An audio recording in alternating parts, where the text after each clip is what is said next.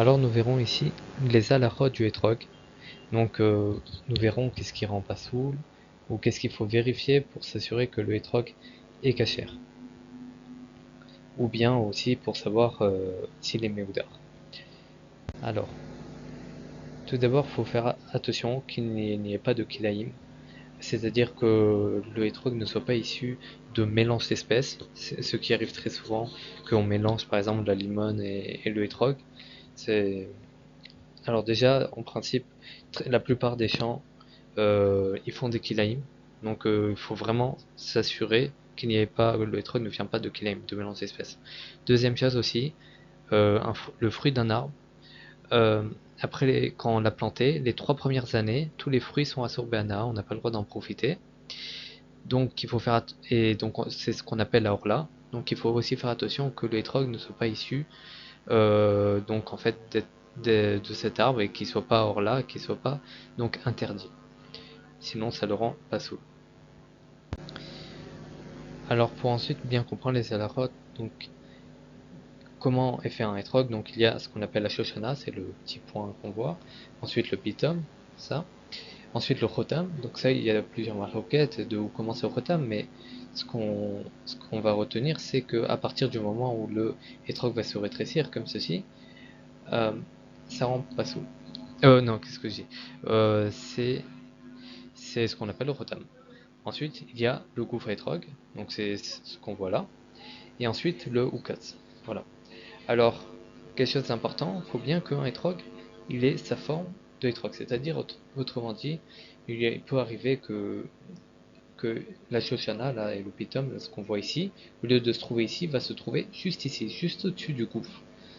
C'est-à-dire que le hétrog, ça va être comme une sorte de ballon en fait, juste une sorte de ballon avec un rotem juste au-dessus. Ça, par exemple, c'est invalide, c'est pas souple. Bien qu'il ait une forme de hétrog, et cette forme-là, par exemple, c'est déjà une forme très bonne. Ensuite, il y a les kétamines. Alors, c'est les points noirs. Alors, c'est pas tous les points noirs qui en passent full. C'est les points noirs qui sont sur le rotem, donc ce qu'on avait vu juste avant. Un seul peut rendre passe full.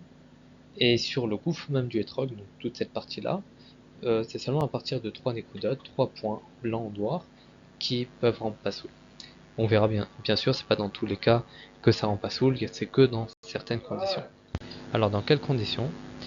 Alors si vous avez, même si vous avez 3 points noirs, à partir du moment où lorsque vous retournez le hétrog, par exemple ici vous retournez le hétrog, et vous avez une face sans aucun point noir, alors le hétrog sera cachère, malgré qu'il y ait 3 points noirs de l'autre côté.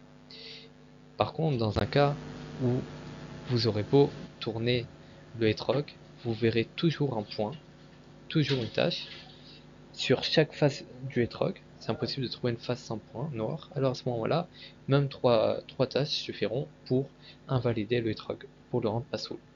Tout ça bien sûr sur le gouffre du hétrog. Sur le rotem, un seul peut le rendre pas soul. Ensuite, donc une écouta, ça ressemble à peu près à ça, ce que vous voyez à l'écran. Ensuite, il y a ce qu'on appelle les balatlar. Je ne sais pas exactement comment traduire ça. C'est voilà, c'est les sortes de tâches que vous voyez. Alors comment voir ça, est-ce que c'est facile ou non? Ça dépend. Si on a l'impression que la tâche elle est saillante, qu'elle ressort comme ça, alors son din, c'est le même din qu'une tâche. Autrement dit, s'il n'y a pas une face sans point, sans balatlar, qui est bolette, qui est saillant, alors à ce moment-là, le hétrog sera pas soul. Et s'il n'est pas bolette, autrement dit, il n'est pas saillant, alors le hétrog sera cachère. En tout cas, cette tâche-là ne sera pas considérée comme une tâche. Ensuite, la couleur du hétrog. Donc, jaune ou vert, c'est cachère, mais il faut juste faire attention qu'il ne soit pas totalement vert. Parce que s'il est totalement vert, on craint que ce soit un fruit euh, qui ne va jamais mûrir. On craint que ce soit ce qu'on appelle d'ailleurs bosser en hébreu. Et ça, ce qui rend pas sous l'étrog. Donc il faut au moins s'assurer qu'il y ait au moins un peu de jaune sur l'étrog pour le rendre cachère. Et bien sûr, au plus le hétrog sera jaune, au plus il sera mieux odeur, au plus ce sera mieux. Et là où c'est mieux bien sûr que ce soit jaune, c'est sur le rotem. Encore quelques points, le hétrog il doit être entier. Là où il faut faire attention, c'est des fois, par exemple, quand il y a des petites taches sur les trogs, les personnes veulent vérifier, parce que des fois, les taches, c'est pas forcément une tache qui est en passe. Parfois, c'est juste une petite tôle à hâte, et sur le hétrog, avec des coton-tiges, ça s'enlève. Faire très attention de l'enlever très délicatement avec un coton-tige.